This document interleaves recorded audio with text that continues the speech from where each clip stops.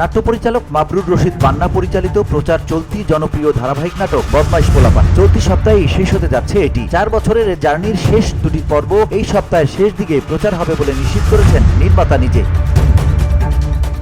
নাটকটির গল্প ভাবনা পরিচালকের, রচনা করেছেন মোসাব্বের হুসাইন মুঈদ। 4টি সিজনে মোট 88 পর্ব প্রচারের মধ্য দিয়ে ধারাবাহিকটির প্রচার শেষ হবে।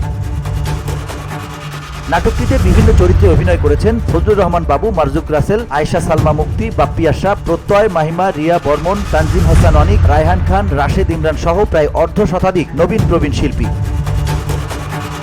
নাটকটি প্রযোজনা করেছেন ইয়েন। নাটকটি নিয়ে বান্না বলেন, মূলত আমার এই নাটকের দর্শক ছিল স্কুল কলেজের বাচ্চারা। একদিন তারা স্কুল কলেজ থেকে বের হয়ে বিশ্ববিদ্যালয়ে পড়াশোনা করবে, চাকরি করবে। তখন ফেলে আসা দিনের স্মৃতিচারণ করতে গিয়ে আমার এই নাটকের কথা মনে করবে। আবেগে হয়তো কেউ কেউ কেঁদেও ফেলবে। নির্মাতা হিসেবে এটাই আমার প্রাপ্তি, এটাই আমার ভালো লাগার। আমি মনে করি এটা আমার নির্মাতা জীবনের অন্যতম গুরুত্বপূর্ণ একটি নাটক। VOD Bangla news desk.